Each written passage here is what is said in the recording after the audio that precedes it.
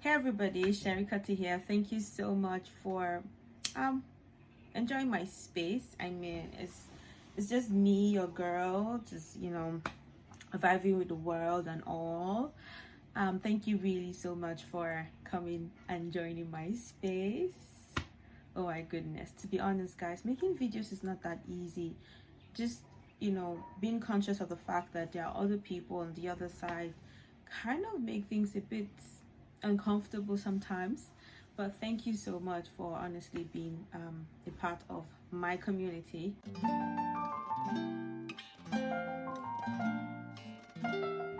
So something dropped in my heart today, and I was like, wow, this is actually something I can talk about on my YouTube channel.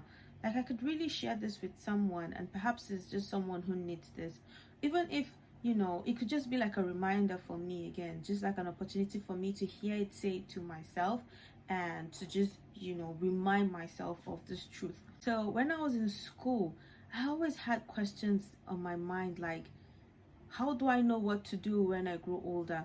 How do I get opportunities? How do I become talented, excellent, and all of those things? Like, I always thought about it. How do I know what to do? How do I know my job in the office? So there were things that I was really, really wondering about, and I had big dreams, and I still do have big dreams. I someday dream of becoming a diplomat, and not just a diplomat, one who really gets things done, right? And I'm like, okay, so how do I actually get there? What's the difference between the people that are successful and then people that aren't, or people that are high up there, excellent, and the people that aren't? Those were like the kind of thoughts I used to have, and I was really opportune to be exposed to books quite early. So I read a lot. There was a time where I read up to like 200 books in a year, and those helped me. And I wasn't exposed to novels. I was exposed to books, like to books that had to do with purpose, to books on Dr. Miles Monroe, leadership, purpose, kingdom, those kind of books. So they kind of exposed me to deep thinking quite early. So as I grew older, I was like, okay, so how do I really transit from this mode to this mode? How do I really get here? And funny enough, the answer is pretty much very simple. The answer is just basically starting, right? It's basically starting. So like when I started this Korean thing, everybody was like, why Korea, why Korea, why Korea? And yeah, literally, like, why Korea? It didn't make sense because first and foremost, Korea is not so popular in Nigeria. Most people don't even know they use Korean products like Samsung, LG, all of this stuff. They don't even know Samsung is actually a Korean company. So they're like, okay, so why Korea? They felt okay. It was just all the whole Upa and Opa thing that was my problem. And I was like, no, there's just something about this. And they're like, at least learn French. And I was like, no, French is saturated. By the way, I did actually do some French courses, and it was good, but Korean was what was more on my mind, right? And so I was like, no, I just have to do this. So they're like, okay, so how do you want to start? And I just started. I started by going online and just searching for every and anything Korean. I started finding, and that was how I found out that there was a cultural center in Abuja, and I started going there for classes, learning, emancipating myself in emancipating myself, is that the word? I don't know, in the culture, and in the process, just learning and learning. And I am still learning by the day. I'm still learning by the day. We honestly don't sit down to consider how important preparing is. Opportunities always come, but they only fall on the lap of those who are really prepared. Lap of those who are prepared, and then the people that are prepared carry it up, and then they run with it. So when it falls on your lap and you're not prepared, what happens? You end up not getting it, or you falter, right? So this morning I couldn't go to church, and I was just gonna say, oh, okay, I'll just join online and stuff.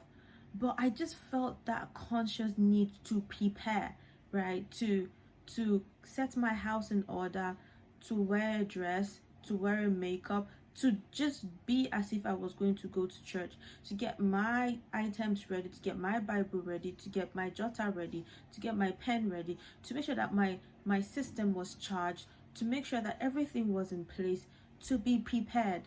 Like, we need to really get ourselves into the consciousness of preparing. Opportunities, you would always find ways of getting opportunities, but there's something about being prepared for you to be able to capture those opportunities, right? So a lot of us that are perhaps still young, and even if you're not young, even if you feel like, oh, you've passed a certain, trust me, the time anytime you start to prepare, you are actually making yourself ready for opportunities, because opportunities in various forms and degrees will always show. So one of the things I do is to always put myself in is to imagine my, let me put it this way, is to bring myself into the imagination of what I am preparing towards. So for example, I want to be a diplomat. So what does it feel like to be a diplomat? Right, you have to learn the language, which I am learning, learn the culture, understand the art of diplomacy. So I do courses, I learn a lot of things about diplomacy, and meet people. So when I have opportunities, I meet people, I talk, I learn from them, I ask questions about their experience, what's it like. And in asking questions, in doing this, in doing that, in putting yourself in the community of what you are trying to become, somehow it begins to rub off on you, and then before you know it, one day you're just there. You don't even know how you got there, but literally you're just there, right? So what do you really want to do with your life? It doesn't matter how big it is. Sometimes we're scared about the idea that, oh my god, it just can't be me, it doesn't look like something that is me. Trust me, as long as you can see it, as long as your eyes can see it, that's how possible it is to become you, right? So, but if you doubt yourself, like, just get out of the notion of doubting it. And the easiest way to do that, again, is by going to the community of those that are in the picture of what you're looking for.